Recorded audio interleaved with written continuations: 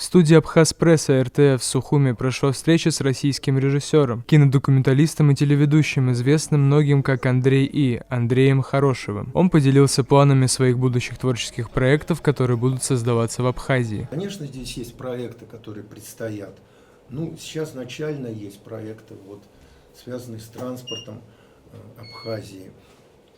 Потом проект, посвященный знаменитой погибшей бортпроводнику Курченко. Потом связанные с историей, необычными историческими местами.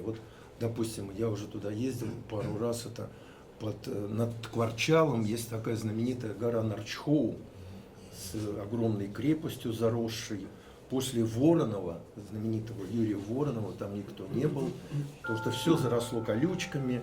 Напротив гора Лашкиндар, и можно продолжать и продолжать. Потом отдельная культура, интереснейшая для съемок, для развития туризма, это, конечно, подземелье. Это, Абхазия во всем мире славится тем, что здесь самые глубокие пещеры мира. Андрей Хорошев – обладатель 2 золотых статуэток «Орфей». Среди его проектов из цикла документальных фильмов «Искатели» есть работы, посвященные истории Абхазии. Это Великая Абхазская стена, Кавказский Грааль, Атлантида Черного моря и тайны озера Рица. Также кинодокументалист планирует открыть в Абхазии школу кино и телевидения.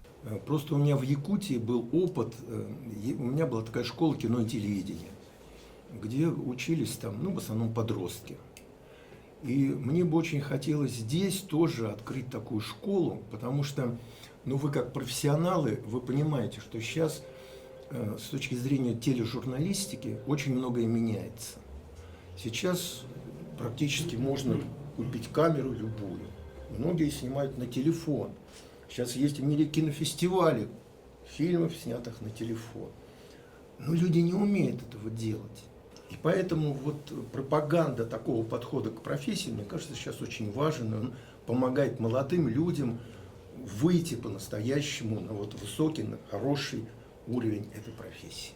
Андрей Хорошев признается, решение приехать сюда было не случайным. По его словам, Абхазия сразу дала ощущение подлинности во всех смыслах этого слова. Сама по себе атмосфера какой-то, я почувствовал атмосферу здесь свободы, такого духа. Здесь люди как-то не прячут глаза, они живут так, как хотят жить, чувствуют достоинство. Это как-то сразу покорило, притянуло в общении на съемках, когда разговариваю с человеком, когда он рассказывает о своей стране, действительно, это его страна. Впереди новые документальные проекты, подготовка к открытию школы кино и телевидения, которая по замыслу Андрея Хорошева станет площадкой для молодых авторов Абхазии. Арестит Каракасиди, Евгений Сильченко, Абаза ТВ.